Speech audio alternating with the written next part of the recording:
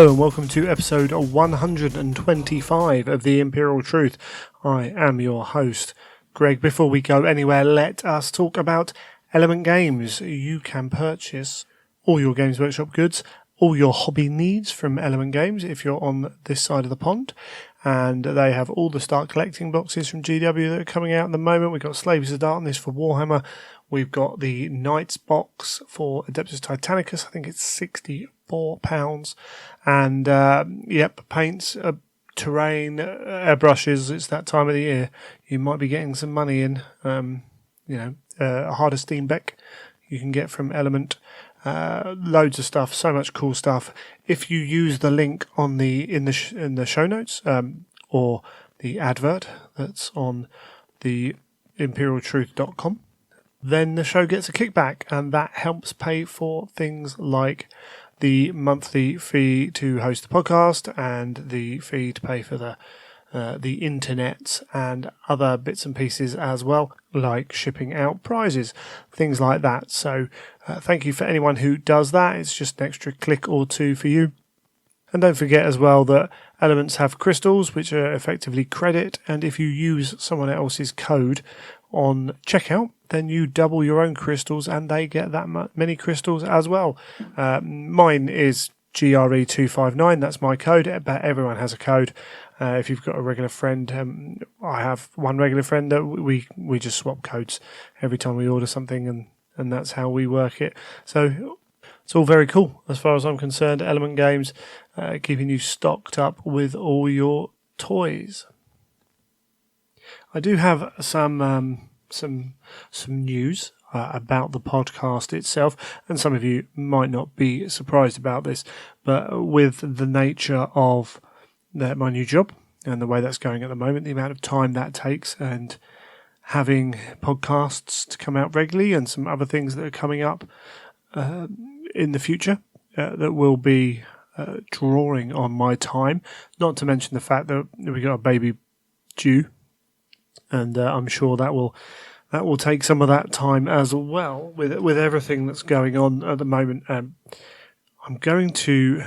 It's been a decision that I've been considering for a while, and I don't want to do it, but just with the nature of the way the show's going, obviously we've been a few days late for quite a few shows now. I'm going to reduce the show down to once a month from January, so I will be getting 2 shows out in December, and then from January 2020, we'll be going to once a month. I do, because I do have the Adeptus Titanicus podcast that comes out as well, and I wouldn't mind putting a few more fanatics out, but just the effort that goes into recording, it means I haven't painted anything in a few weeks now. I've put together some Space Marines and I've sprayed some stuff black, but I haven't actually put any paint on a model for a long time. And yeah, that's it's frustrating a little bit, because I want to be hobbying, and I'm sure if I use my time a little bit better, if I manage my time better, then that would probably help. But I'm not the best at that.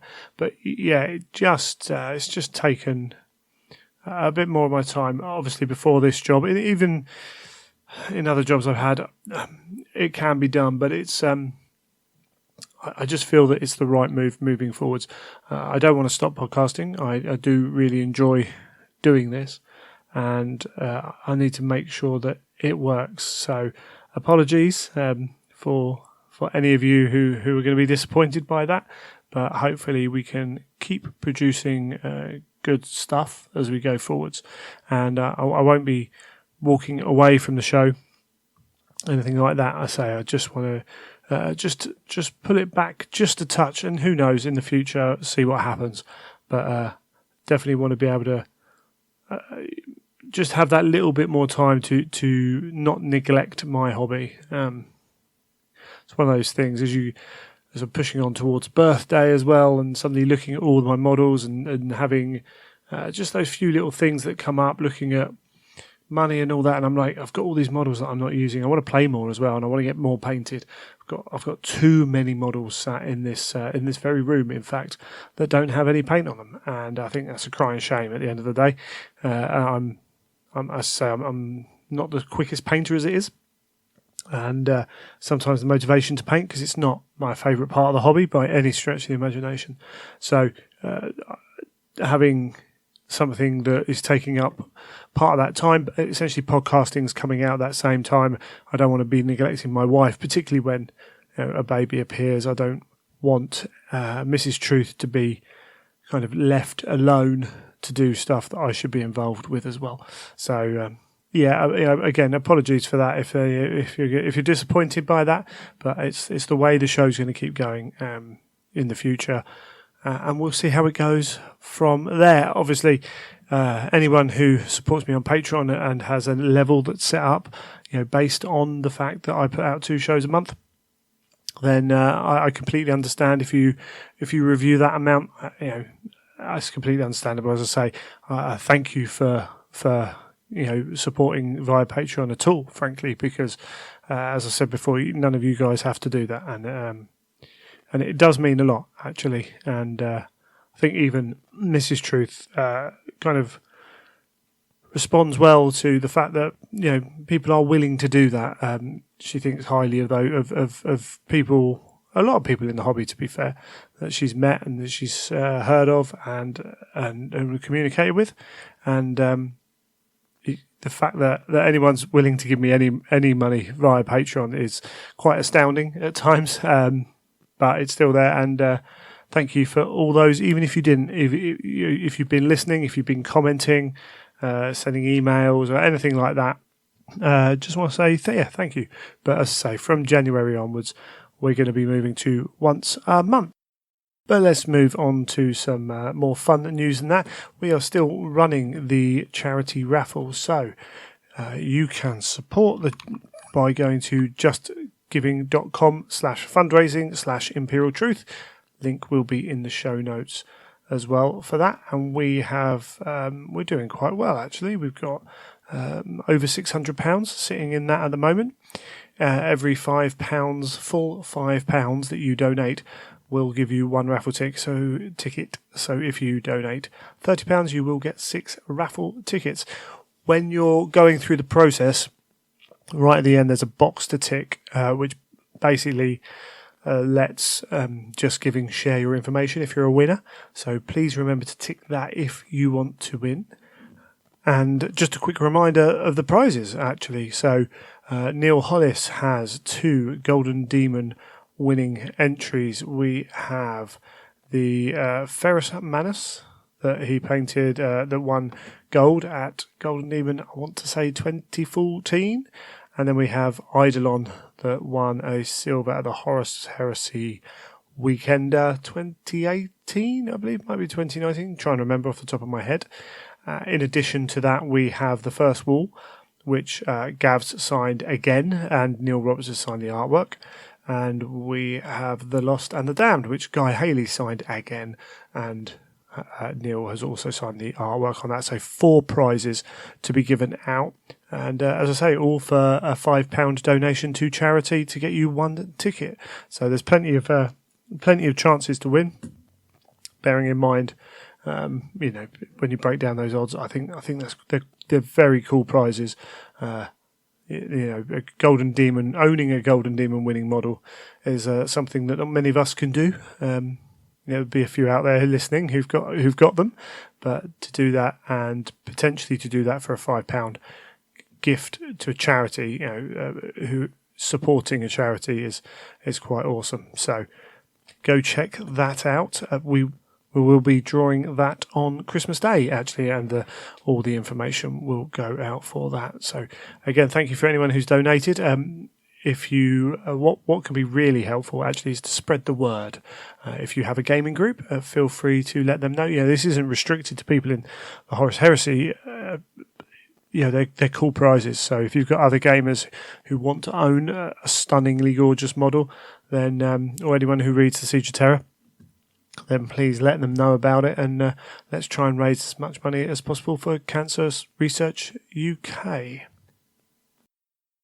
As you probably guessed, it's just going to be me for the first part of this. We do have Zax Padget on later to talk a little bit about the future of the Horus Heresy after the news of the Weekender and things like that. And we have a quite a good discussion there. I think it's half decent anyway. Hopefully you do too. We did talk a little bit about the new Sabre strike tank, which already is out of stock. So I'm recording this little bit actually quite late on the Monday, but the Sabre strike tank and all its weapons options are temporarily out of stock. That is a tank that doesn't have 40k rules, so that is, although it can be frustrating if you want one, it's fantastic that it's sold that well. This is I'm sure there are 40k people buying it, but this is a 30k only, rules only vehicle, which has sold out very quickly. Now, there could be, you can still buy the hull by itself. So essentially what's happened is the weapons have sold out, but the hull's there. But even that is good. We will speak, Zach and I, about the fact that you can purchase the weapons separately to make this a modular vehicle is absolutely fantastic idea. If it's a future sign of things to come from Forge World, then I think we can be very happy in that. I can't remember if we talked about the Derodeo last time. We might have done, but the Derodeo Borealis air defense missiles and Volkite Falconet factory are out as well. And the Adeptus Titanicus Warlord paired weapons. So this is Gatlins, the lasers, and the Vulcan Mega Bolters, £12 each pair, which rounds us out for the Warlord. I don't think there's anything left to purchase for that, which is really cool. So we're getting all the options out. They're not cheap, but they're £20 each. Sorry, getting confused whether it's £12 for the guns on the Sabre strike tank. That's where I'm getting that from. The fact we're getting there with the Warlord, with all the options for everything else, means that Forge World are going to have to come and bring us some more stuff, or specialists are going to have to bring us some more stuff. So we'll look forwards to getting more Titanicus stuff coming. And they briefly talked about that when they talked about the Weekender not happening. I'm not going to get too much into the Weekender stuff because we do that with Zach a little bit later on. But we also had the 40k Open Day happen recently, and disappointed not to see any kind of pre-release images there for anything 30k. As we mentioned later on, if we're not going to have the Weekender, then I believe that these Open Days should have something for Heresy in them. Maybe preview seminars should.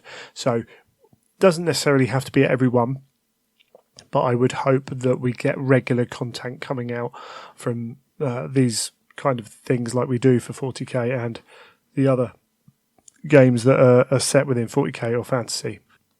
But Darren was at the 40k Open Days. He tries to go to all these things. I'm sure he'll be talking on the Age of Darkness podcast on the next episode. He might have even more information. But he got to talk to... there were people there from the Age of Darkness team, which is always good to see because that's not always the case.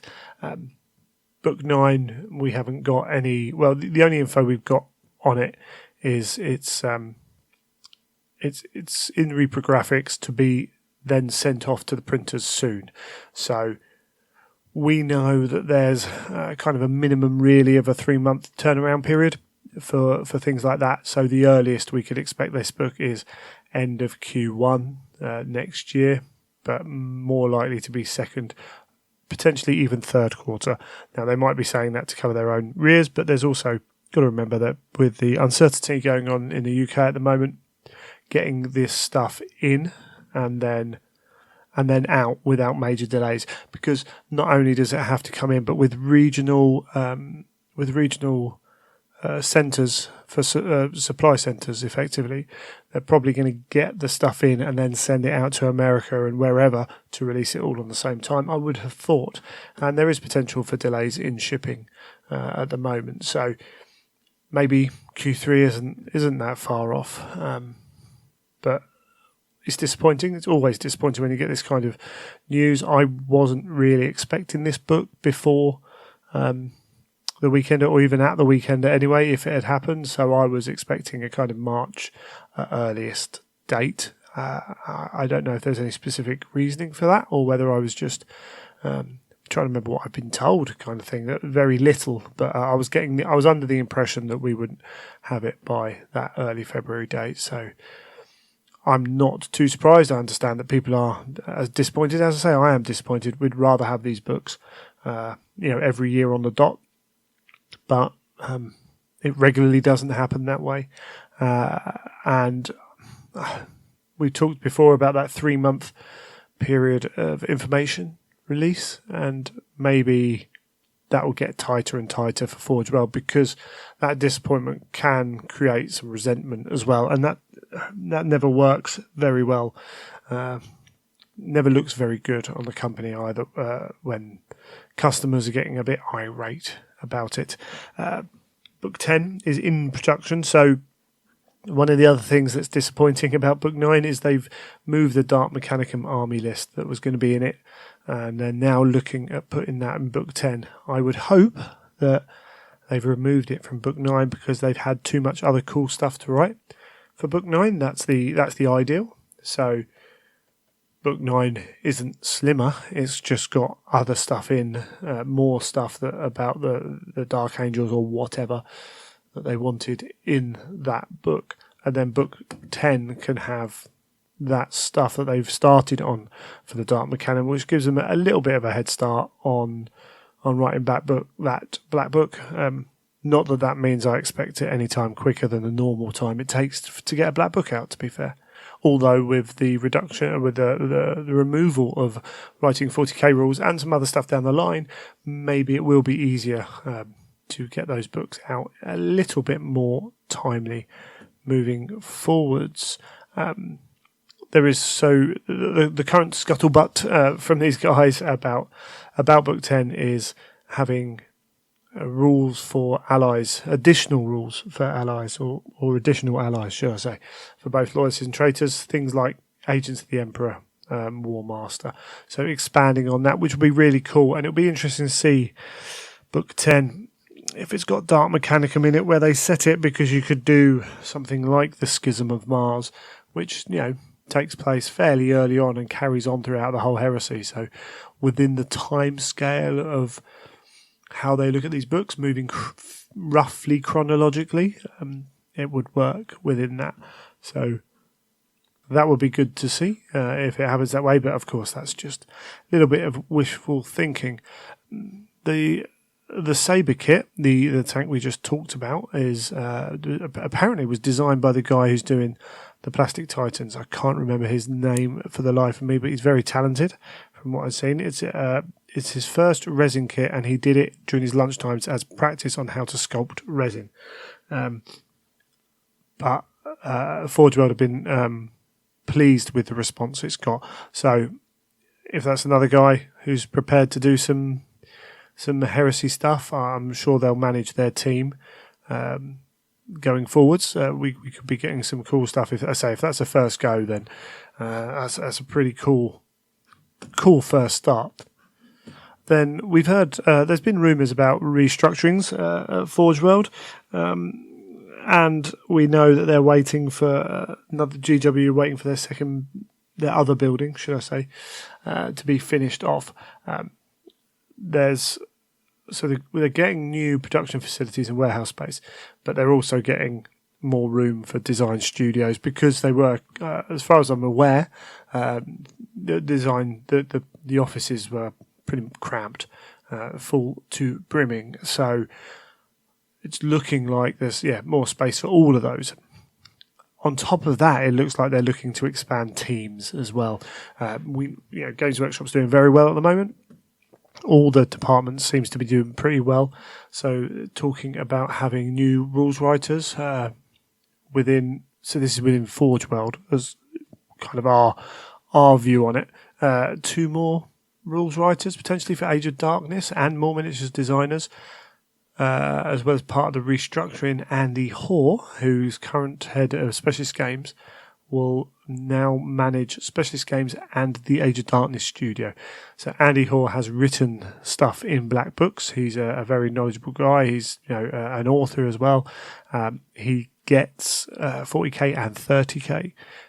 So that's really cool. It's all very new still.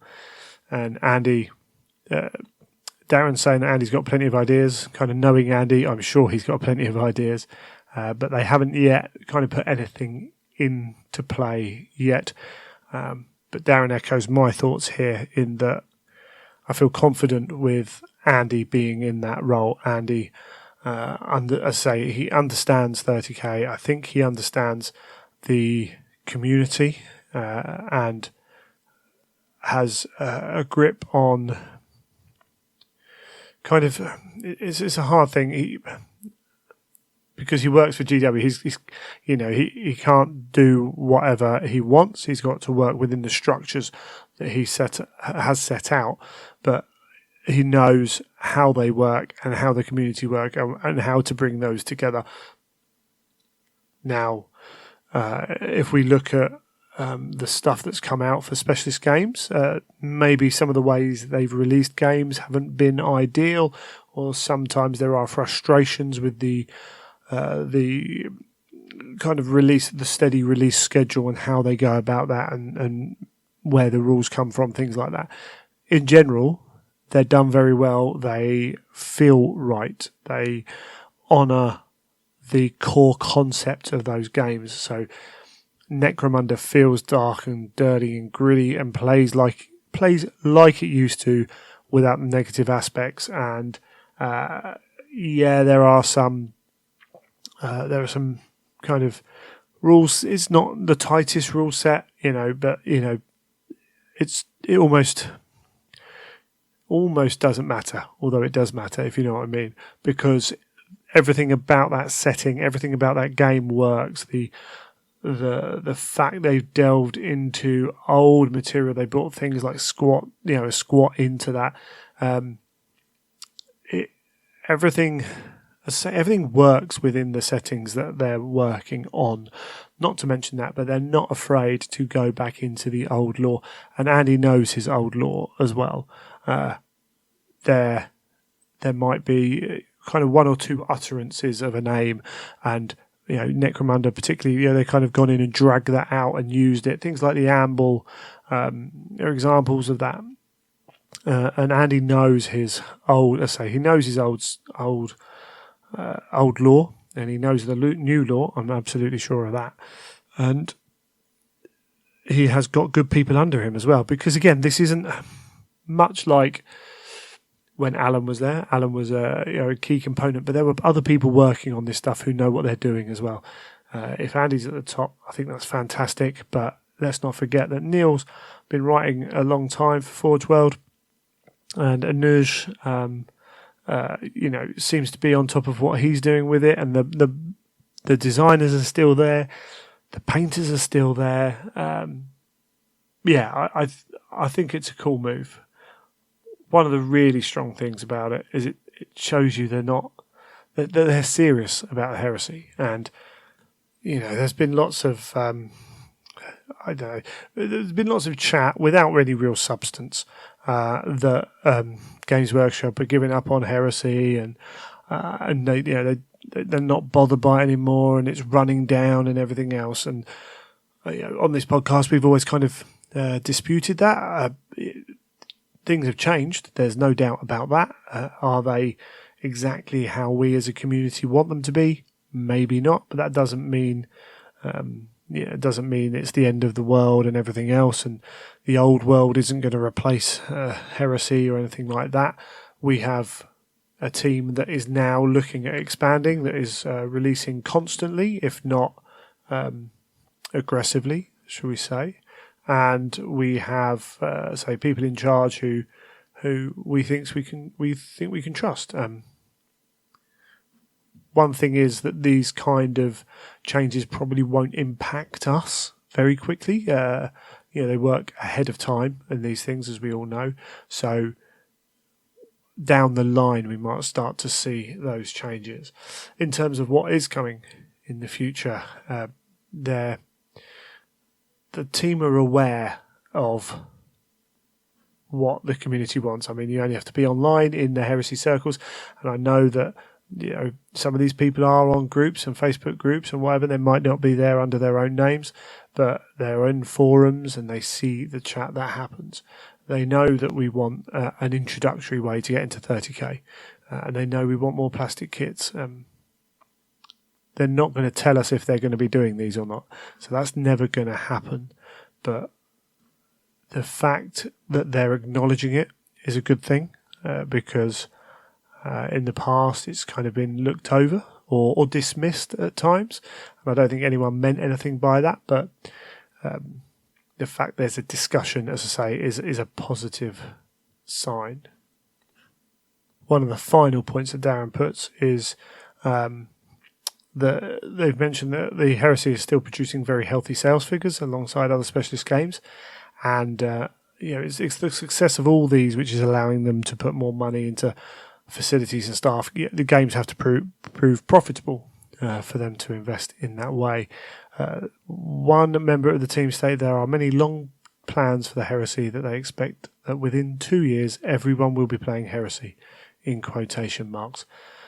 Now that can be taken a lot of different ways. I've heard some kind of positive things myself about the next couple of years for Heresy releases. So nothing concrete. I've literally just heard that there's some cool stuff coming. So I think that kind of long that sometimes it takes a while for us to see the results. If they implement a change, it's a year or two down the line that we start to really see that change because of the process of the way they work.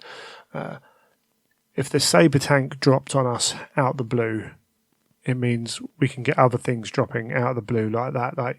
It's a reminder that they don't have to stick to what we think we know about the Heresy, or what we think we know is coming about the Heresy. The ability to drop a model with rules, it doesn't have to be tied to a black book, and that's something that I would like to see coming out a little bit more often, and potentially even using the experimental rules, as you will, actually as experimental rules, to put something out early enough in advance that you can review it when the book's just about to go off to print and say, actually, nope, swap this page for this page. We've had feedback. We've seen it out in the wild. People aren't using it the way we thought they would. So let's just mix that up a bit. That would be cool, in my opinion. What this has done is, with the Weekender not happening, I'm now looking at the 40k Open Day and Warhammer Fest, and maybe there's another Open Day that they slot into the schedule next year because of not having one, not having a specific Forge World one. Maybe they won't. I don't know. We've got the New Year's Open Day as well. That might be a push. We'll maybe think about that. But as I said, I'm hoping to see pre-release information like in preview seminars for Nova and things like that. But I might be attending a 40k Open Day, where I didn't like this year because, frankly, from a Heresy side of things, they weren't really that worth it. But if they're going to start having Age of Darkness team members there, where, as I said, I've said it a few times actually, sometimes they've been absent from those things, and I think that's because, or they've been able to because we've had a Weekender, but now we don't have that Weekender. I think they've got to be there. But yeah, it might mean I go up and attend the odd one day thing, which can be done a little bit easier and cheaper than a Weekender as well. But we shall see, and we'll keep an eye on that going forwards. And I think I'm optimistic. I think maybe Adeptus Titanicus affected Heresy more than I thought it would this year. And I think that's definitely been a thing in certain circles. In some circles, it's not going to change it at all. But in my circles, a lot of the people I know as regular Horus Heresy players will prefer to play Adeptus Titanicus. There is that in a Venn diagram, those two are quite. There's quite a lot of people I know in between those two. So that's had a definite effect on, as I say, my Heresy, and for some others as well. It'll be, I think 2020 is gonna surprise some people. I've got a feeling we're gonna get some really cool stuff. So I don't think we're gonna get a huge splurge of stuff in the way that I think a lot of the community wants. I think we're gonna get that regular content, but I can guess there's some good stuff coming. Things like we know the Ruinstorm Demons. We've had one unit for that, so when we're looking at having Dark Angel stuff drop, and we've got so it's Thramus, so there's maybe some other little bits and pieces, but we've got all the Ruinstorm Demons to come. Maybe we start to get a few of those Dark Mechanicum models before they drop the next book, and who knows what else they can do. There's a lot they can do. They dropped that Ultramarines Contemptor on us out of the blue. The Saber tank, I think, kind of, let's see how it goes, but 2020 could be a good year. I've definitely gone on too long because I'm sure I've said that statement a few too many times. What we'll do is we'll take a break and then come back and we'll have Zach on the show.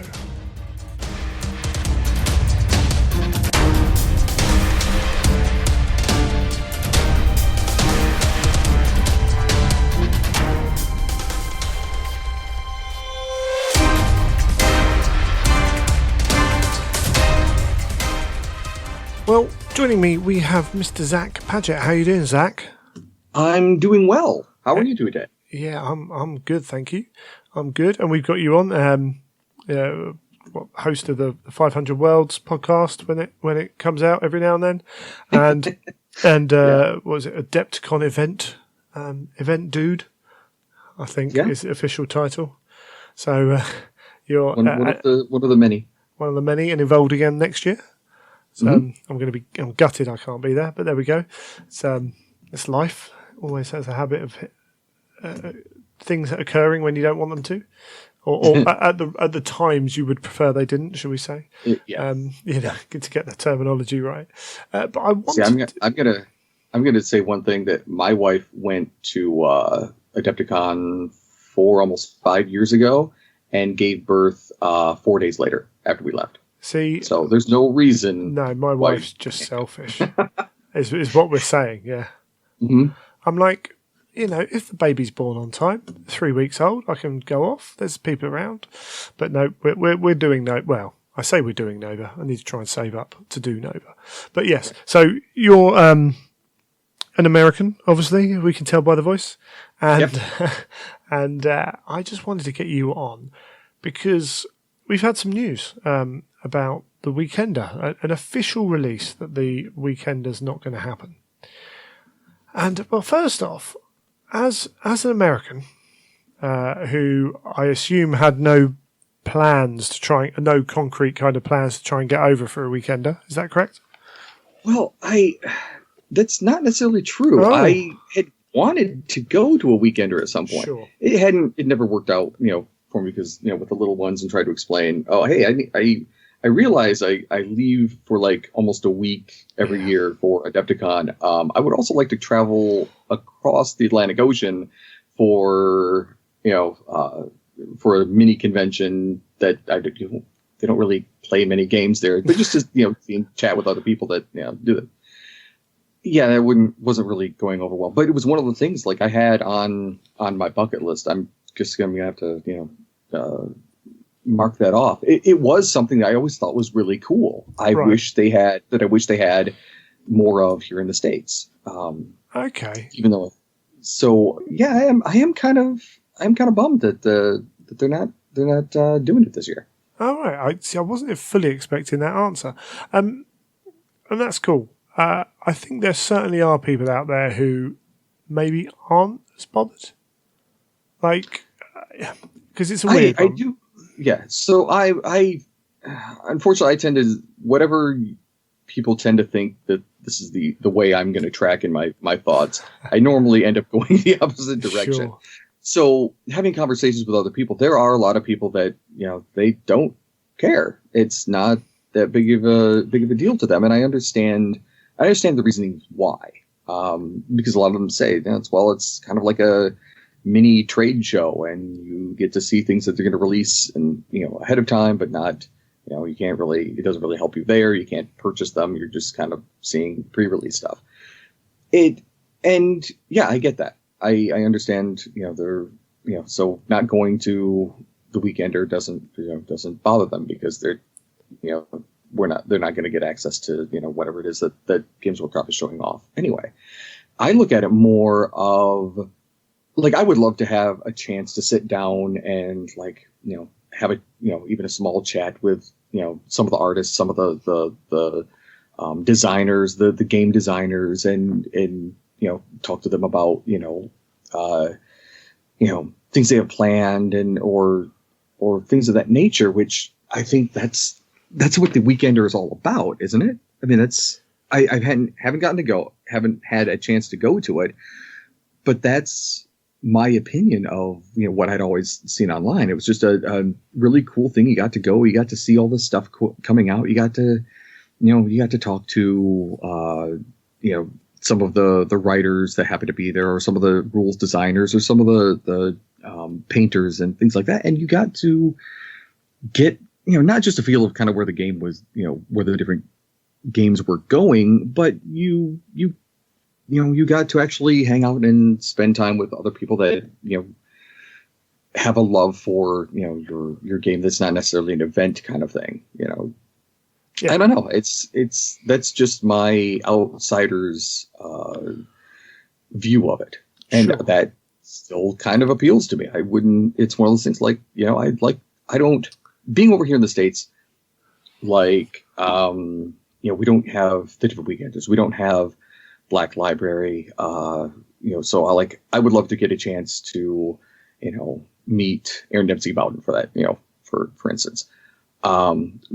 Huge fan of his work, and I, follow him on Facebook, and the things that he writes on there are, some, are hilarious, just in their kind of, the weird, mundane way he talks about things going on in life, but he has been a huge influence on me in how I look at Horus Heresy, and Sure. I think he writes some of the best Ultramarines, even though they haven't been like a major part of his books. I love the way the way they come across there, even the ones that just end up being fodder for word bearers. They're still full of character, and they're awesome somehow. I don't know how he pulls it off. But like those people, I would love to get a chance to meet the people that do there and do that and see kind of see the kind of the inner workings. I'm a nuts and bolts kind of guy. That's how Sure. I see things. So yeah, that does not having those that Weekender, it's even though I wouldn't necessarily be going, that does kind of bum me out that when I finally do get a chance to go over across the pond, that that may not be an option going forward. Granted, I'll just have to go to Warhammer World and knock that off my list, but still. Yeah. So part of that is because the desire was there to go one year. Mm-hmm. So Yeah. obviously, if you want to go, you want the event to be around, you're going to have an interest in it. Absolutely, Yes. that goes without saying. On those years, say the years you knew you weren't going, were you still obviously you have an I was refreshing my phone to see what news was coming Awesome, out, cool. what things were there. and you were it's fair to say from the way you talk about it, there's an understanding of what the Weekender is, which I don't think everyone has, to be honest, and I don't think it's always easy to convey exactly what the Weekender is unless you've been. I think I've talked about it quite a lot on this show and with Yeah. Michael as well.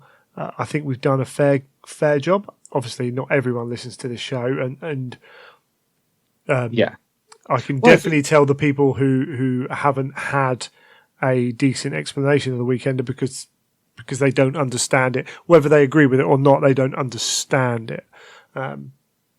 It's a pretty unique thing. Yeah, and I think that's it. It's not. I think that was kind of part of the appeal to me is it's not your normal event. It's it is a Games Workshop, essentially, for lack of a better way of phrasing it, trade show. But you still get to, you get to see things. You get to enjoy, Games Workshop stuff. So, which I do. It's why I play their games. It's why I buy the books and buy the models and buy the rules, and it's just part of the for lack of a better word, lifestyle, I guess. So, but yeah, from what you have talked about on as far as the different weekends you've gone to, and between you and Michael and Neil and things like that, I've gotten a good idea of like, okay, this is what it is, and I'm totally cool with that. It sounds like still sounds like a great time. I don't know if it's just the way you convey it or or what. Yeah, but I think the fact is that you listen to the show. We've talked. We know each other. So there is there's an element of echo chamber in that we don't have a completely differing view on the hobby in itself. Yeah, we're fairly lined up. So there's definitely an aspect of that. Did the fact it was only 350 people, was that ever a concern for you in terms of thinking about coming? Yeah, because I know, from a lot of things that events and such that sell out quickly. That was going to be one of the things. Like if first off, I'd have to get a ticket, or I'd have to make sure I'd be able to fly over. Yeah, and then I'd have to get a ticket. But then would I already have to have my flight booked at that point? And that's where. And yeah, so that's where the logistics were kind of worrisome. But I still thought it's still one of the things that I envisioned on doing at some point. Sure. Yeah, and I think even for guys over here, I remember years when they were allowing us to, the people who've been before to pre-purchase tickets, even those times, the sense of kind of not quite panic, but urgency when the first person got their email to say you could purchase tickets because you came last year, and all of a sudden it's like, well, where's my email? Where's my email? Why haven't I got an email? I need to get an email. I can't afford to be sat on trying to get these tickets. And so, that was even a problem for people who were lucky enough to have that opportunity to purchase more safely, as it were. I definitely think that people whose complaints about the Heresy was an elite group about the Weekender have that was it's an unfortunate aspect of having the Weekender, and I don't think they're wrong in that at all. In fact, one of the things that used to get put out quite a lot was, well, just move it to Warhammer World and allow more people to go, or to do it differently, allow more people to go, which would fundamentally change the event. It wouldn't be a Weekender. It would become an open day at best. And even at Warhammer World for the open days, tickets are restricted to I can't even remember how many hundreds, but it's not thousands, so there is still that limit on it. And I think that's where you can understand where people don't appreciate what the Weekender is, and it can only work in a limited format of what it was. Well, and I think that's part of the appeal. It's more of an intimate thing where if you get a ticket, even though there's I think some odd people, there's enough different things being talked about that you can still get a little bit of one-on-one time with the creators or the people that you want to talk to, or get to see the things you want to see. So it's, I don't know, that's part of the appeal, because there wouldn't, if it weren't if there wasn't a market for it, if there wasn't a demand for it, you wouldn't have it selling out so fast and having people, worried that they're not going to be able to go. So, yeah, for sure. So we got this announcement that no Weekender, and we actually got a Warhammer community post about it as well, which I think was sensible. If you're going to, they'd obviously had a lot of people asking them, and certainly was a number of people making big grand statements everywhere without necessarily having any of the actual knowledge to do so, which is not unexpected. But what we did get in that that blog post was some information about what was coming, which was probably the favourite part of the Weekender, was that kind of what's new, what's coming. Without a doubt, that was the certainly one of the major aspects which transcended being at that venue. So it was why the Australians would stay up late at night to get those first kind of little bits of information coming through, and as the Americans woke up, they'd reshare it all and all that. So we got a little glimpse of Book 8 of some new models, including the Dark Angels. We had some of what we got before, but some Blood Angels, sorry, the what are they called now? The Angels' Tears, and the Blood Angels Destroy unit. We got a little picture of them, and then we got some colour plates of some Night Lords and some Dark Angel stuff, and a little bit of information, which is not always something we've had from the Heresy. Yes.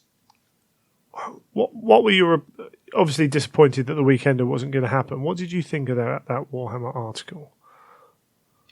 I thought it was good, even though I think it was nice that they couched, bad news with good news, or at least you still got the release information, or here's what's coming on. So yes, it's a bummer that they're not doing the Weekender. However, look at all the cool stuff that's coming. I can't get mad about that. It's not, I don't know, partly it's my personality, but man, the models are beautiful. They're hitting everything out of the park lately. I don't know what, I don't know if this is, whatever doldrums that they're in the midst of are over, or what changed, but there actually feels like it feels like whatever sweeping change that was running through Games Workshop that suddenly spurred on all these new things and new creativity and everything else, it's carried over now into what's coming out of Forge World. Sure. And I love it. And that's just, I'm sorry, I'm positive about it, and you're not going to be able to talk me down from it. No, that's fine. We've been announced that we're going to get a new series of articles called The Road to Thramas, which will be taking a look inside the Horus Heresy Book 9, and we'll be previewing stuff over the year. So we're going to be getting Warhammer community site articles about the road. I thought they said given a time scale, but they haven't. So a number of articles. So it doesn't even say that they're limited to once a month or anything like that, which people were, I know was something that was talked about. But okay, so we're getting a series in a build-up to Book 9. And I think you're right there. So what you said there was, whatever's happened at GW essentially is now finally happening to Horus Heresy. Is to paraphrase what you're saying. Yeah. And I have to agree. So I think one of the biggest problems we had, issues, not necessarily a problem. So people will talk about a lot of different things. Warhammer community has become Games Workshop's method of talking to its public. Mm-hmm. And everything goes through Warhammer community. Forge World were the only people previous to that who would pre-show off releases. So we were, as Horus Heresy players, we were lucky for a long time that we got to see a little preview of what was coming. Now, sometimes that meant things like the Derrido or Atamantic Purveyors, which still hasn't appeared because actually it turns out that for whatever reason it doesn't work for Forge World to release it. And therein lies an issue with previewing stuff too early, which causes problems of a different sort. But then what happened is Warhammer Community came along, and the team started to do events at, say, Adepticon and doing their preview shows, and all of a sudden, Heresy was reduced, or Forge World were reduced to their 3-month preview window, which we only got stuff when it coincided with them being at events because they weren't featured on Warhammer Community very much. Yeah. So actually, it felt like Forge World was pushed back when all that happened was that Games Workshop Prime leapfrogged them in a way. Yes. Now, it seems like the last part of this post seems to be saying that we are going to get Warhammer Community treatment in the same way that things like Necromunda and Adeptus Titanicus do, and Lord of the Rings. Yes. And that's where I got from it as well. Yeah, and I think so. If we just got that news, right? If this wasn't couched behind after a notice that the Weekender was being cancelled, then that would be extremely positive news, in my opinion. Yeah. Because we're not relying on Warhammer Fest and Heresy Weekender and maybe 40k Open Day as our places to get information. We're actually going to get, if we look at 40k at the moment, we look at Lord of the Rings at the moment. We got those Hobbit holes. There was articles about how to build them and stuff, and there was these are coming up. This is what we're doing. We get tactics articles on Warhammer Community from Jay Clare for Middle Earth. But if we have that for Horus Heresy, then surely that's a positive that we're being. Horus Heresy is getting some limelight as well, and not just within the Horus Heresy community, but actually within the wider Games Workshop community. Yeah, which Horus Heresy is always needed, because we are, we're another niche game within a niche game, and it's getting a little bit more limelight from Games Workshop, proper. It'll only help, because that's how the whole Heresy is Dead thing came about, was because we didn't, Games Workshop didn't seem to talk much about it. The podcasts and the people that were really passionate about it were the ones that seemed to be kind of driving it, which seemed kind of counterintuitive as far as the game went. But that's just because that's what the outer appearance is, does not necessarily mean that's what's actually going on. Things are still going on behind the scenes. We just don't happen to know it. If someone was in Crusade and Heresy, they'd see posts getting put up. If they listen to a Heresy podcast, they'd see that. But if they don't play Heresy, why would they listen to a Heresy podcast? Why would they go to a Heresy only group unless they were interested in the models? But but actually, a lot of these models are then usable in 40k. So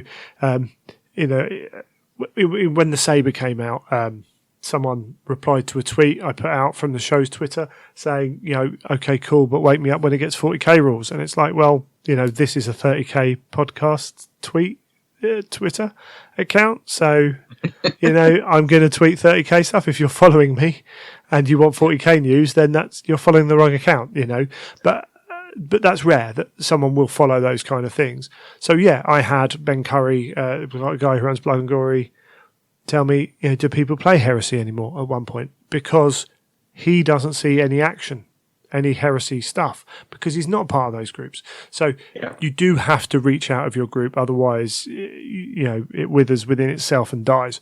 And this is Games Workshop doing it, which they should have been doing it earlier, in my opinion. And Warhammer, we should have had more stuff on Warhammer Community for a while. So it's good news. It's what they should have been doing anyway. I will say that. I'm not going to be like, oh, hallelujah, they've done it. I'm like, oh, good, at last they've done it. And it will be fun and it will be good.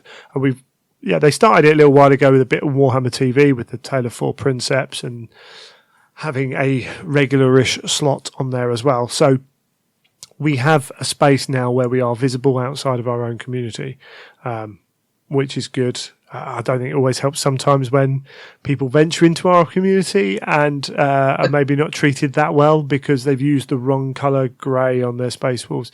All that kind of stuff is, I think most of the people listening to this show know how we feel and probably feel roughly the same way. That's something we have to combat as a group because people will just turn around and leave. It's as simple as that.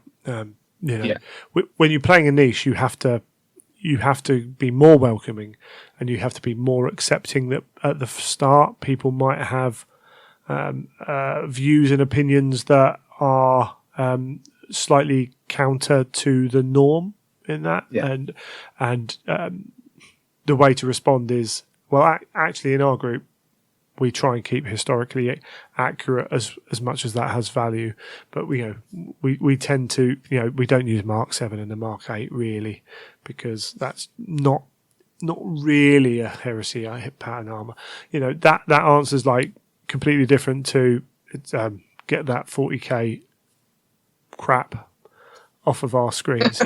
Like one of those has a chance to get you someone gaming, one has a chance to push someone away to a different game. Well, I'm not. I of all people, I'm not going to get down on someone for sneaking in a pair of Mark 8 legs into their army, because exactly. We've been in in Heresy long enough where I couldn't. I've said it many times. I couldn't afford the resin Mark 4 kits, so I had a kit bash where I could, and I'd buy one kit and kind of spread it amongst a collection of things, of standard Space Marine parts, just to get a more bang for my buck, essentially. So, but I mean, you're going to have a lot of if you want to get new people in, and people are going to come in with, from the 40k side, you're going to have to be a little more forgiving, at first with the things that they bring. If they don't have all the proper Mark, armor, not everything is, you're using, if you have Ultramarines and you're using arrows to denote your squad markings to the triangles that they use in the Horus Heresy, I'm not going to really get down on you for that. There's, 250,000 Ultramarines. They're going to have some differentiation here and there.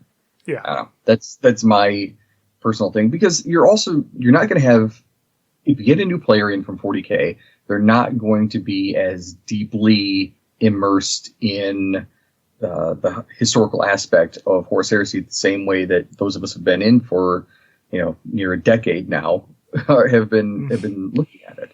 So you're going to have, it's going to take some work to build them up to where to where you think, or your local gaming area is going to be at. So having new blood is in the system and in the game is always a good thing, but just help get them to where they should be, as opposed to where they are. I guess you have to be a little forgiving on some things at first. So I take the same method of thinking lately, as far as is being fully painted and based. Well, when you have a new player coming in, you're going to have to you may have to set your events that you have, or your games that you have, at a lower points level. That way they can get involved, they can be involved. That makes them want to keep playing and build onto their army and everything else, to get to a spot where you can play, where everyone in your group can play 3,000 point games or whatever you want to play. So you may have to do some 1,000 point games to get up to that point. But I think that's why I like escalation games so much, because you can build that, and you can, if someone decides they want to take a new army instead of just being Imperial Fists or whatever, they have a chance to do that, and keeps their drive in whatever army or whatever aspect of the hobby that they're currently in. It keeps that going. Yeah. So you have to help feed themselves. Yeah, if I'm at the club and I'm turning around to my mate and saying, look, you really should try and play Heresy, I'm not, when they finally say yes, I'm not going to say, okay, you need to go and spend £800 to get an army. I'm like, bring your Space Marines, like, we'll play some games, see if you like it and whatever. And it's going to be articles on Warhammer Community and posts on the Facebook page and things like that. Apart from just buy it now, it's going to be those articles on these Warhammer communities where people go, actually, that's really awesome. Like, I'm interested in this. That's going to help. So it looks like we're going to get these Warhammer Community regular articles.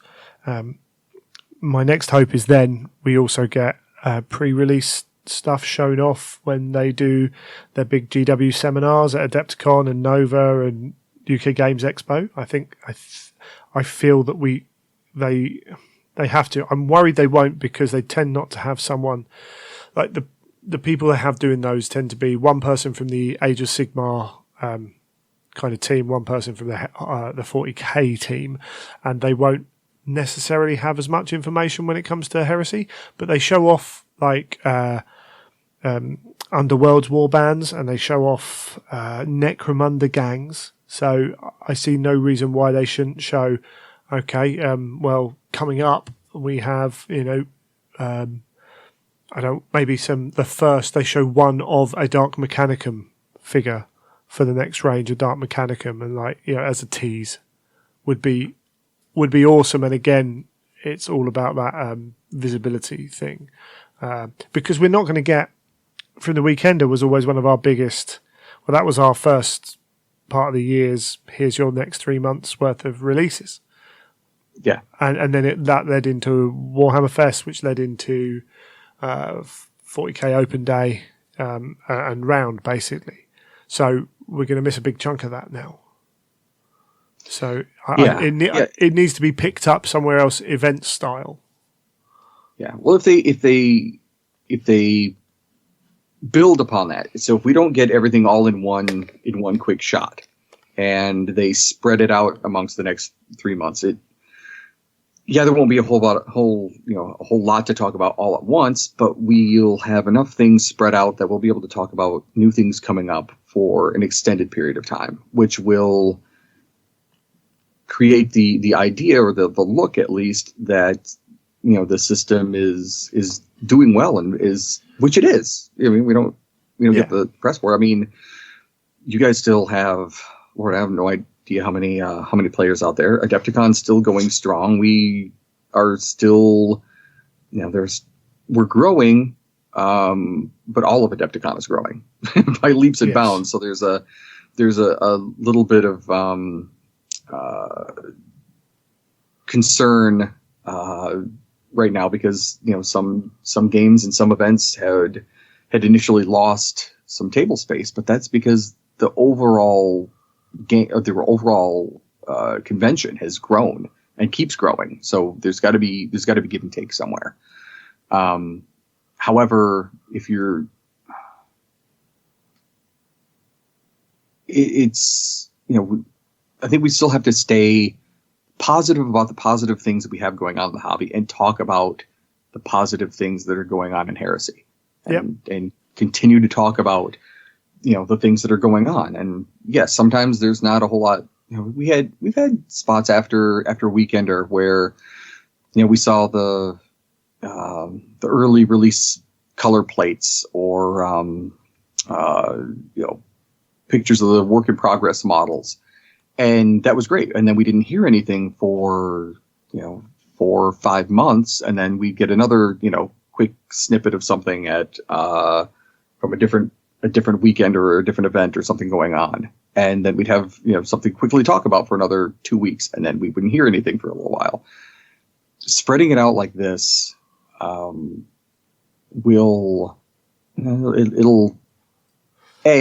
putting on Warhammer Community will show that it's still a widely played game, and that it's still a focus point for Games Workshop. But the other thing it does as well is, if so this Saber tank's come out today. If we have, I love that Saber tank. It's just beautiful. If we have a release like this every few months where there are rules with it, it also refreshes the game. even just a Yes. bit, like even just a small amount, and it means that year or so wait between black books doesn't feel quite so long. So that has that advantage as well. So there's actually some real benefits from us getting this. That didn't necessarily mean that the Forge World Weekender had to go, the Horus Heresy Weekender had to go. But I think when you look at Games Workshop, and it wasn't just the Heresy Weekender, they'd brought Necromunda in, and they were doing Adeptus Titanicus as well. No other game system gets a Weekender. They do a Black Library Weekender, which covers all the books that they do. But we have open days for Age of Sigmar and 40k, and New Year's open day and things like that. But nothing had a Weekender. So I'm almost like, down the line, I'm almost not surprised that it's disappeared, because it was a very select thing for a part of the company which is not as busy as it was a few years ago in terms of Heresy sales. Yes. That is for sure. Which restricted access to 350 people, which is a small percentage of the people who want to go. The fact it's in England as well means that it's much harder for other people around the world to go and create that thing. And then also we got, I think they haven't done themselves any favours by the way it was run the last couple of years. I think the reaction to that probably has played a part. I'm not blaming people for reacting. I was in hospital the last one, and so I missed the last Weekender, which is a bit annoying because I would have been to every one. But if I was going to miss one, it sounded like the one to miss, So when they do something and there's grief from it, when you look at what came out of that, was they got all the organisation wrong. The books weren't there. For some reason, it's become an expected norm to have a black book ready for Weekender, when realistically, most of the Weekenders that Forge World have expected to have a black book there, should I say?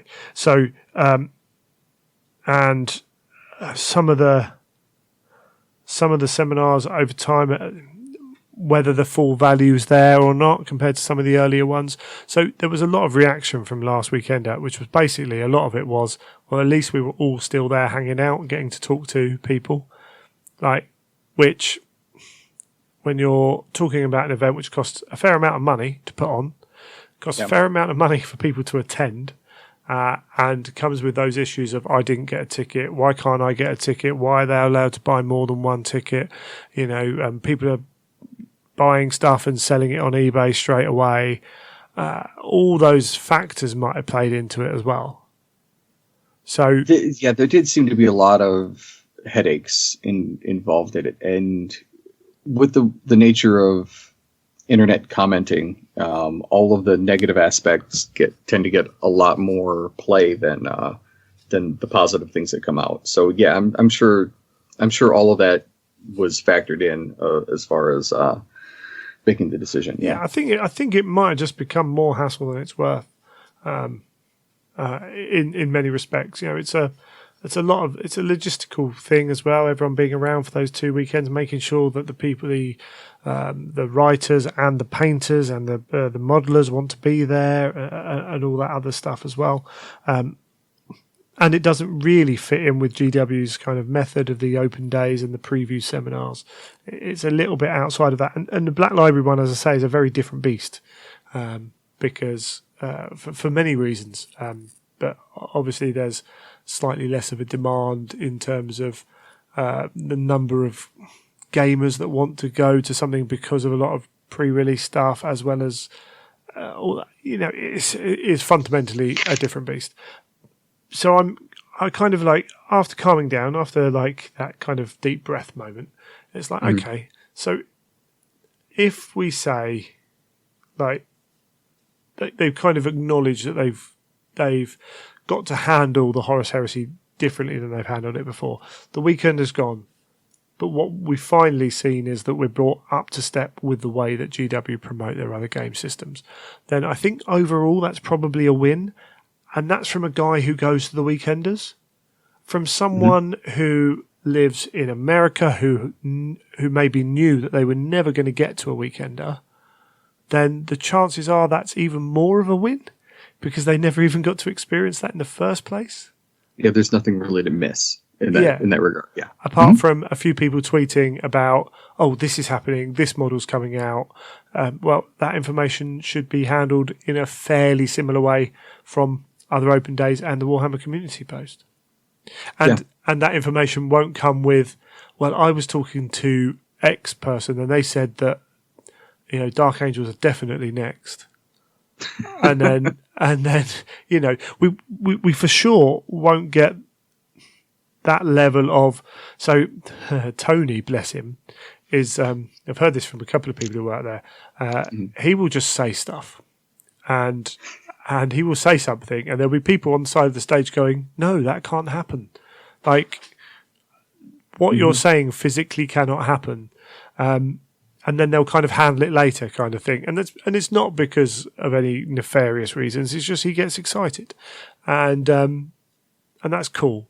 But you know, the legions in certain books are telling us what legions were going to be in books, and then changing it. Like that annoyed people.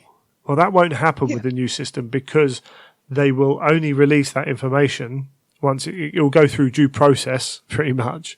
And so it will only come out once they're guaranteed to have certain things. So we're actually going to get more accurate information. We're going to get less inaccurate information. Yeah. And with Tony, I understand that it's being, you know, from my work situations, having, you know, listening to people talk about different projects that are going to happen, and things get changed all the time. Yep. And you know, the editing process, like, you know what, we need to scale this back. We need to get rid of this. Let's hold this section off until a later book. I mean, that wasn't. I don't know how many times we heard that, like the demons that they had released, like Samus and all that, were supposed to be in an earlier book when the models came out, and they just get pushed back. Space Wolves were going to be book 4. That was pretty much told us at the first Weekender. Yeah. Space Wolves are going to be book 4. You know, book 7. You know, those things happened. Should they have told us they were going to be book 4? You know, on reflection, probably not. But yeah. So we are. Don't get me wrong. The Weekender going is a loss. It's more of a loss for the people who've been to everyone, who have those relationships, who are part of that group, who are lucky enough to meet up. Are there other ways of doing that? Possibly, probably. Are they going to be quite the same as the Weekender? Probably not. But that doesn't mean they can't happen. So, there's that aspect of it. People seeing it as a real kick in the teeth for the Heresy, and okay, so the Heresy's definitely going to be finishing or whatever. It's like we've reached a stage where the Heresy is a different beast than it was 2 years ago.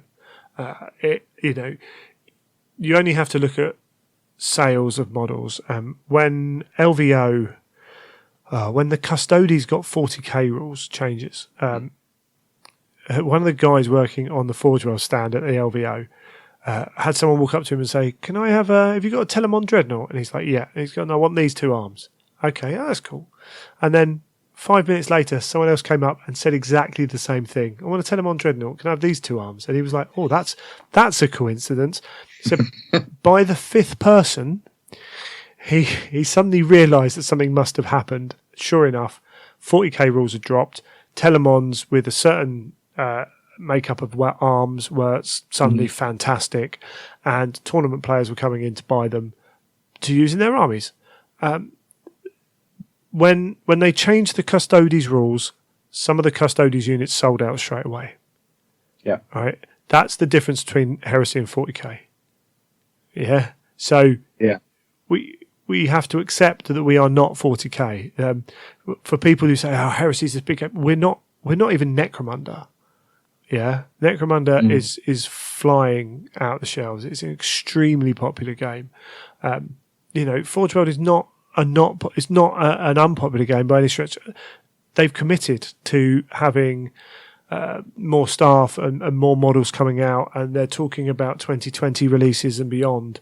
You know, like they're not abandoning it, but it has to sit in its place.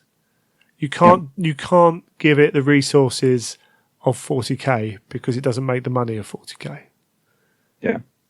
So I think as a community we have to remember that, and I think it's hard for some people to kind of accept that because of their love for Heresy. But you know, we are a game that sits in that weird kind of, we're not under the specialist games bracket, but we're part of that kind of arena of Middle-earth. And it's really weird to see the growth of things like Middle-earth, seeing some people getting into other game systems, Heresy players, who are only just understanding. They're like, oh, wow, there's actually a really big community for The Hobbit and Lord of the Rings. It's like that community's always been there. You just never looked. Yeah. And it's that same problem we talked about. That's it, yeah. But actually, they're like, oh, yeah, no, because you see it on Facebook. Forge will release something. Someone goes, oh, why are you releasing another Hobbit game that no one plays? And I'm like, dude, like, you know, that game had no support and probably had as big a following when GW weren't supporting it as Horus Heresy did when they were, you know, as they are supporting it. Like, it's a huge community. Well, I think we, as Heresy players, I think we kind of, in many ways, suffer from confirmation bias, where we only talk to other Heresy players. So, you know, especially the ones that want to, you know, to make fun of or dog on different models or whatever that comes out for Games Workshop or any other system. If we're not actually looking and having a foot over in some of these other areas, we may not know exactly what's going on. Especially, you know, Hobbit is a great example where there's a vibrant community of you know, loyal players, just like, you know, there's a vibrant community of Heresy players, but that community might actually be bigger, or I guess it doesn't do us any good to be down on another game system when we are the other game system. Yeah, absolutely, yeah, and you can't go too far the other way. But to be sensible, like we are a game system, and the Games Workshop will support us to the level of the sales of that game system. And so this is what we're getting now. We are going to get a release every few weeks. You know, and then the other week will be something like Adeptus Titanicus or Blood Bowl or Middle-earth as it goes through, and we'll be in that rotation. Fine, cool. That's kind of happened solidly now for a year. I'm fine with that.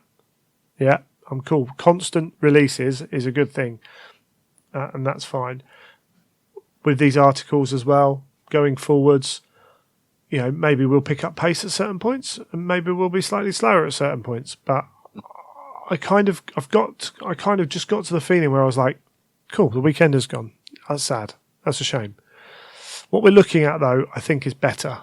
Like, I think what we've lost, what we've gained, which arguably we should have had beforehand, fair play, is greater than what we've lost.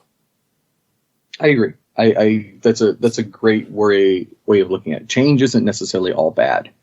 No. There are a lot of positive things that are coming our way with this new, you know, with the Warhammer community site, you know, taking a bigger interest in or a more vocal interest in Horus Heresy.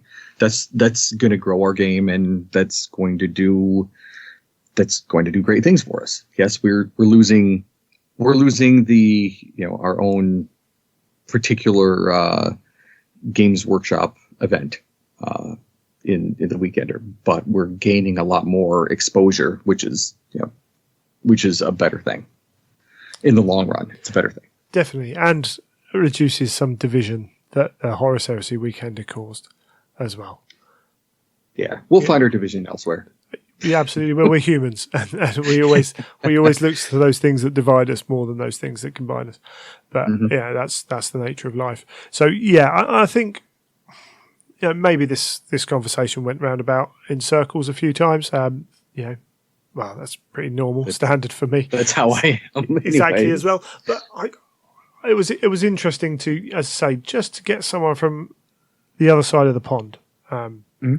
You weren't as quite as I was hoping you might be a little bit more kind of deviated from my viewpoint on that. But these things happen. But yeah, I think it's an important point. We've seen discussions, fairly long discussions, like about the future of Heresy, and we've had that for a year and a half now. And we've had now things are back on track, and after Alan's death, and not everything is to do with Alan. And this is always an awkward thing to say. Like, Alan was a fantastic guy. That's not to downplay his how we're all here because of his efforts at first. Yeah, but it's up to us to keep it going. It's not just that. Like Alan didn't write those books by himself. Other people were working on those books. So every time you talk about Alan in this godlike style, you are forgetting that Neil, who's been writing there a long time now, Emma was there a while, John French has put work in, Andy Hawes put work in, and now we've got other writers, and they're not Alan, they're different, and that's fine. They'll have a different approach. There's an argument that Anuj is a better kind of rules writer in terms of balance. Yeah. Than Alan was, because Alan was unashamedly, this is narrative, why does it matter? There was an aspect of that, not the whole way, but he certainly turned around to me and was like, does it, some things are better than others. Yeah. And Anuj is has more of a kind of design to make it more balanced. Whether that succeeds or not at various points, but things like the Cerberus tank, right, which was so awful, was one of Alan's favourites, and he didn't have a problem with it because he used it. So that's why it stayed rubbish for a long time. Yeah, and God bless him for it. But so and Alan left a void, and you can't fill an Alan void with a new Alan because there are no new Alans. That is just life. One of the biggest things at that time was 40k changed, and some people weren't. I don't think are understand that Forge World basically told you need to rewrite all these rules for 40k for all your stuff, and so they had to kind of down tools and they didn't have a huge amount of time to do it. So that played a massive part in that, and then unfortunately that's not made known about. All we know about is Alan died, and a lot of people put extra kind of emphasis on Alan. And then we had specialist games being born. Did slow things down. There was a restructure, but Games Workshop employed new people to work under the Horus Heresy banner. They've then taken the 40k rules away from the Horus Heresy team, so that Saber tank doesn't have any 40k rules. Will it get 40k rules? Maybe. I don't know. It'll be interesting to see if it does and how they release them, because that's not Forge World's department anymore. So that frees up that time to write those rules is now freed up to do other things. So down the line, we could be seeing, and my hope would be at least a black and a red book every year. At least. Yeah. Now, fingers crossed we get a black book and 2 red books every now and then in a year or so. That would be fantastic. Yeah. I think the red books being updated, because we've had quite a few additions since some of the last red books came out. So we need new units, entirely new legions. Well, once the new book comes out, it'll be Blood Angels, White Scars, Dark Angels, Thousand Suns, Space Wolves, as legions that aren't in there, plus Custodes, Demons. It'll be Dark Mechanicum by then as well, probably. And other bits that all aren't in those red books. That's quite a lot of stuff, as you say, that isn't in red books. Plus, there's an opportunity to have a red book of missions, a red book that looks at a red book of different styles of play. So a Centurion and maybe a Zone Mortalis rules like put into a book. I know we've got the rules online downloadable, but I would still buy a book that had like a few ways of different ways of playing and some campaign stuff. This is me wish listing, but that would sell, and you could still do it. So that's my hope is we get something more than that, because they've done that. So essentially what I'm saying is they've made efforts to show that we are going to get stuff moving forwards. Things take time. So, that year slowed things down. Then they have to catch back up, and then they have to get back on and ahead of themselves. Could they have done it quicker? Maybe. Could they have done it better? Maybe. This is the way they've done it. I think we're going to see some cool stuff. Like, you aren't telling me that those demon brutes were the only demons that they were working on. That they just chose to release 3 brutes and don't have other stuff planned. Like, there's got to be something coming soon. Plus the Dark Angel stuff we're going to get. Well, so take the saber that we have that they just put out. That came out of nowhere. No one was talking about it. No one's expecting it. And so obviously at the same time they were working on, the brutes and all these other things. They were working on this model. It's not like they didn't just put this together last week, have, a painter put it, do it together on Wednesday and then take a picture and slap it on the website today. It's, these things take time. There's a natural progression on how they do the product. They have to identify, what's something that the game system or that, it is needed. Yeah. What's a kit that we want to put out? Okay, let's do that. Well, then it has to go through it. Then the rules writers have to decide, okay, well, what's going to go into it? Or the designers have to decide, okay, here's what we're going to do. We're going to make a Sicaran Rhino hybrid and slap and make it modular. Well, yeah, that was the thing. So, so not on top of releasing a new cool tank, which fits into fast attack, which is one of the underrepresented parts of building a list. But they've also released it so you can buy the tank for 50 quid. And then you can buy a weapon for it for 12 quid. So you've got a £62 tank, which isn't bad value. Yeah. And that basic tank comes with the 4 options for the top gun. All right. Or you can buy it as a pack. You don't save any money, but it's 86 quid for the lot because the front weapons are modular. And it's a two-part modular part. So it's the kind of energy or ammo plus the gun itself. So you can buy one Saber Strike tank, and if you only want the Volkite and the Neutron Blaster, you can buy those 2, save yourself 12 quid, magnetize them. Wham bam, thank you, man. One tank can be 2 different tanks. If you want that, people have been asking for that for a long time. If you could just buy tops of Predators, that kind of thing. If they progress with this style of thing, then that's a game changer, I think. Mm-hmm. Oh, definitely. That's a big game changer. In American, it's the tank itself, just the hull and with the 3 or 4 pintle guns, it's $78, which honestly, that's still kind of in line with a lot of the plastic kits, to be honest, for the Predators and all that. And the different weapon or the different front cannons run you $19, so $20 essentially, or you get the whole thing for $135. But the thing that I absolutely love, and they put out the rules, the download, which they always do, which is great. But the thing that I absolutely love that I've been talking about for the Sicaran for ages is you can get in a squadron of 2 as well. Yeah, I have wanted Sicaran squadrons pretty much since the Sicaran came out, and I've been talking about it. Like, I have my one Sicaran and it dies, and I have my one Sicaran and it dies, and I have 2 Sicarans because they're amazing tanks, and they can both die. And now they can both die. That's it. But yeah, I love squadrons. I love the idea you can get this awesome looking tank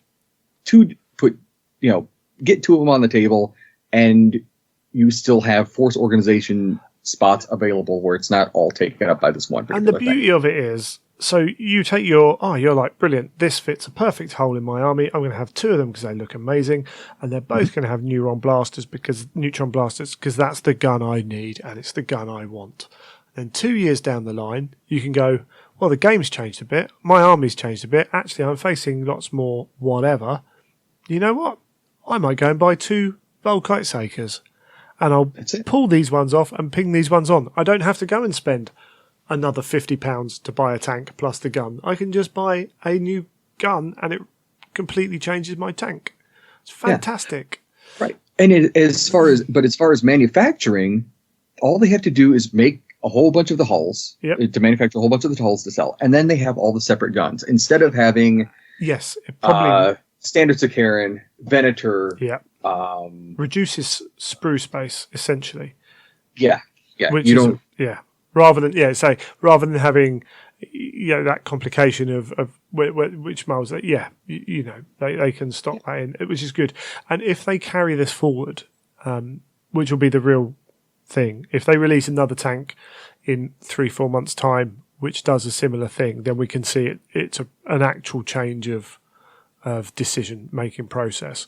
Then that will be amazing. Well, because I think they took some of the lessons that they learned. My personal theory, I think they took some of the lessons that they learned from Titanicus of getting the Warlord chassis, and then you can magnetize whatever weapons, and they can sell the separate weapon packs. Yes, as point. That, and people are more likely to just drop $20-$30 on a weapon pack for a model that they already have, and all they have to do is swap it out. Yeah, it's just if all these different gun packs, these all different cannons that you have, it's only $20. Well, it's only $20. I spend that on soft drinks a week at work. $20 is easy. I can spend $20 for that. I already have the main model. And we've seen those Adeptus Titanicus, just the guns, sell out in moments for some of them. Yeah. So that principle has obviously worked well enough that they've thought, their business and Games Workshop sometimes can be a little conservative with the way they look at putting product out, and this is partly why we don't have things like the automatic purveys. And Tony told me, I believe him, that they had looked at Myrmidon weapon packs a long time ago, and his answer was that they'll cost too much. And I turned around to him at that point. I said, it almost doesn't matter what they cost. I'm going to buy them because I'm not going to convert them. And this is that principle. And this is exactly like this is. It does seem like this is proof that it worked well in Adeptus Titanicus, so they've been brave enough to bring it across to this. Yeah, and I think that going forwards could be really cool and really big. And we as hobbyists, if we want to purchase that thing, we need to support them. If you like that tank, and you want that tank, buy that tank, buy it from them. Don't like that. My problem is, I've seen a few people right off the bat, oh, that looks really cool. I wonder when I can get it from somewhere else. Yeah. And drives me crazy that people will shoot themselves in the foot for for a game that they say that they love, but they won't support it. It just drives me nuts. It's a different argument. The fact that you can just buy the weapons might reduce that as well. Yeah, that's my fault. That's my hope. Yeah, absolutely. Because I'm always a bit like when people say, support product, they've got to make something you like. This tank is gorgeous. Like, I don't have any spare cash at the moment, but at some point I will scrabble some pennies together and I will be buying me some of these. Yeah. Well, my wife in an army. My wife looked at all the armies and all the stuff I have in my display cabinet, and she's like, "Okay, you're going to pick out whatever you want for Christmas this year. I'm not going to try and figure it out now because I don't know what you have. I don't like." And this came out, and I'm like, you know what? That might just be what I'm getting. Yeah, so that's awesome. That is awesome. Yeah, it could be a real sign that there's a slight change there, and within the kind of the facts of what we're talking about, there's some. I think we're all right. Like I don't have any inside knowledge on this, right? And I'm not sitting there saying, "Oh, we're going to get something huge next year." I don't know. But I feel confident that what we are going to get is going to be good. I get the feeling that like these things take a long time Right, it's like a tanker. It takes a long time to turn round. And I think we're on the right path, and I think they're progressing. I don't think people are talking about the old world news. Well, when they finish the 30K in a few years, they're going to move on to the old world. I'm like, well, I wouldn't expect the people who write 30K background to write old world background. Like that could be they might not know anything about that. They've got a 30K team for a reason, because they're selling 30K. You're not telling me Will Hayes, he's the king of making like tanks and stuff, and like square bits joined to angular bits. That doesn't, like, he does that so well. Is he going to go and do like animals and beasts? Maybe he does. I don't know, but he loves tanks and things, as far as I'm aware. I think he'll keep making them as long as he can. That's the feeling I get anyway. So. Yeah, I just I think we're in a good place. I think we're set, ready to build on. I think that's maybe the best plan. We've got there. We've got this good. We've got Warhammer TV. We've got Warhammer community articles, because we even had an article before that as well, not that long ago. And we seem to have a release that looks like it's a new style of release moving into 2020. There's a good chance that we build off of this and progress. Yeah. And we could see some amazing stuff when you next go to your next big event, wherever it is, whatever you're doing. Looking forward to it. Yeah, it really looks like it looks like we're in the place we need to be to move, to keep going forward. And that's good. That's good. It did seem like there was a drought for a little while, but now, I'm optimistic about where we're headed. Yeah, so, and I think what we like to kind of cap it off, what they've kind of talked about, what they've shown is there's still a love of doing it, or there's still a desire to do it. There was a lot of stuff in that article. Actually, it wasn't a lot of like amazing bombshells. There was, a couple of new cool units, but it was a real kind of. There were a lot of photos. There just seemed to be a kind of, this is what we're doing. Like, be ready for it. It's coming, and not just in the corporate way of be ready for it. We've got a new release for you, but it was like, this is cool. I'm sitting here optimistic about 2020, and I know some other people I've talked to are as well. And some people need convincing, and only time will tell, what actually happens. But I'm sitting here feeling that there is reason to be optimistic. So, groovy. Yeah, cool. Well, I mean, we've chatted on. I honestly didn't think we would talk for that long. I never learn. Thank you for coming on, Zach. It was awesome having you. Thank you for inviting me. No, that's quite all right. You never know. We might get you back on again soon to talk about something, because it's been good. Thank you very much. I appreciate it. Take it easy, man. All right, see you.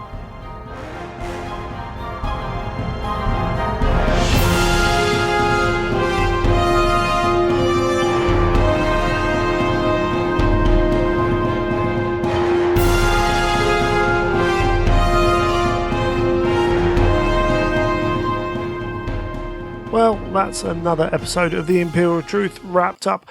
Just a few quick reminders. We have the charity raffle going on. You can win some awesome prizes. Please check the link in the show notes. Please share amongst your gaming groups and other places that you think might be useful to share it out. I'm going to go and hit up some podcasts and see if they'll share it as well, because the more money we raise for charity, the better, as far as I'm concerned.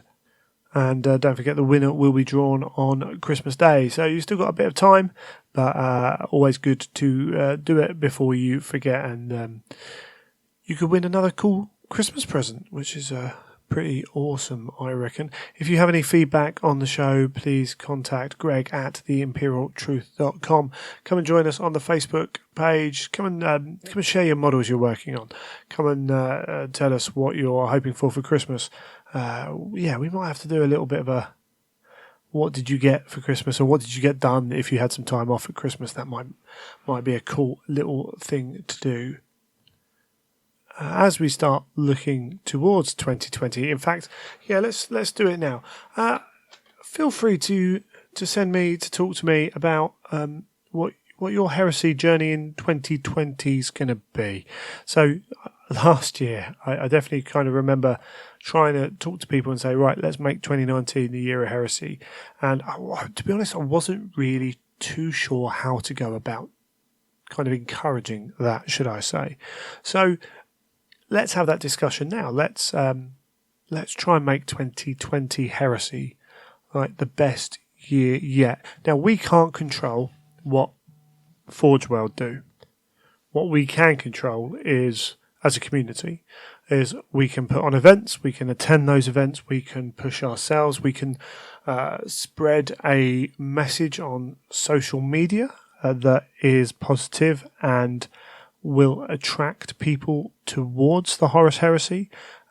We can reach out from those little safe bubbles we have where we like talking about Horus Heresy, and we can post stuff in other groups, things like that.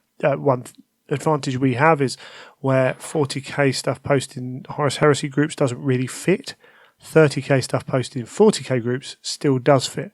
So maybe we reach out in that respect as well. So if you've got ideas about making 2020 the year of the heresy, then please feel free to share them. If you run in events and you want to kind of promote the fact that you've got a new idea on how to run events, something like that, then please feel free to share that. We're going to have some news about Blood and Glory 2020. That's going to be coming up soon-ish. We'll be getting some stuff out there. I'm going to Nova. Because the date of baby being due is start of March, there's no way that I can go to Adepticon. That wouldn't be fair on anyone on this side of things, which is really sad, but it's for a good reason. So I'm going to hope to get to Nova. Obviously, I'm having a baby in a few months, and money's a bit tighter anyway than it used to be. So fingers crossed, I'm going to get to Nova. I'm going to do everything I can. I've got a Mechanicum army that I don't want to paint anymore, and if I don't want to paint it, I don't want to add to it. Actually, let's make the most of it and let's sell it. So I'm going to be selling my Mechanicum stuff off. I'm already keeping going through selling lots of old projects for Warhammer and 40k and things like that as well. So that's how I'm going to try and raise my money to do that. But I want to do some local events as well. Obviously, having the baby is going to affect maybe how much I can get away as well. Emma's very positive and very kind of supportive of me going away and doing events, but I don't want to take advantage of that either, because who knows? I mean, we could have the best baby in the world, we could have a complete nightmare. You never know till they arrive. So I don't want to go away and book loads of stuff up. So I'm going to look for local events. So Kent, Sussex, Surrey, London, that kind of area, maybe Hampshire if the right events come up. I think we got Attrition Gaming, got a doubles there. I'm not 100% sure what else yet. Hopefully Tom will put something back on in Eastbourne. Get up to London for an event or two. We'll have to see. Maybe I can put something on down in Tunbridge Wells, depending on. Problem with that is how much scenery we've got, but there's things we can dump. Terrain can be borrowed, that kind of thing. So yeah, let's have a look at 2020 and see what we can do, and we'll start a chat up on the Facebook page as well. And if you can't see the chat, start one up. We've got more siege books coming out in terms of kind of the lore of the heresy. We might not be on the same speed of release as we have been in previous years, but we'll be moving into books, maybe even 4, 5, and 6 of the siege. So we're really pushing on there. We've had Valdor released, which is pre-heresy. There's potential for the heresy kind of the setting to be talked about more. There's a lot of cool stuff. We're going to get cool stuff out toys wise. there's some people doing some really great things as well.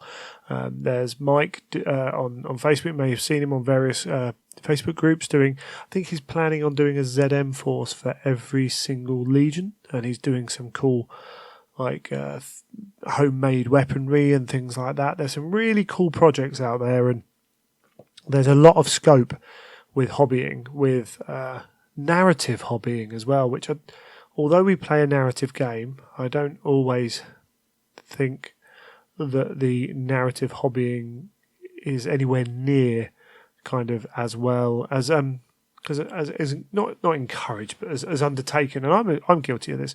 My hobbying is basic, shall we say, and so it's not really my kind of thing, but there's still plenty of room to look at making the armies that fit a narrative, rather than just playing in a narrative style, to actually have a narrative to your army, because those things aren't necessarily the same. And I want to try and at the club and get a few more games in, that kind of thing.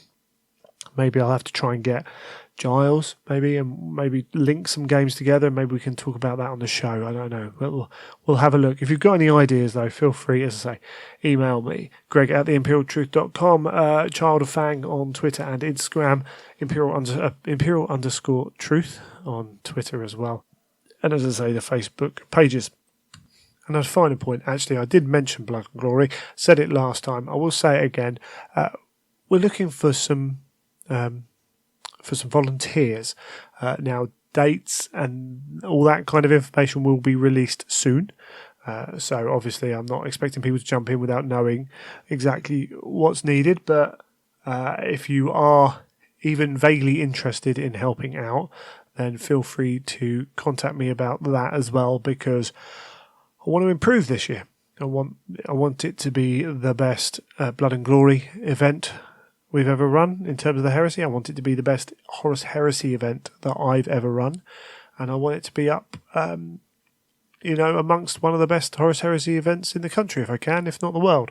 And in the future, I want it to be a flagship Horus Heresy event, and I know that I can't do that by myself. So, if you're interested in jumping on board with that as well, that would be wonderful. But I think I've done talking. I think you guys deserve a rest from this voice, but we will be back. And thank you very much for listening. Until next time, you have been listening to The Imperial Truth.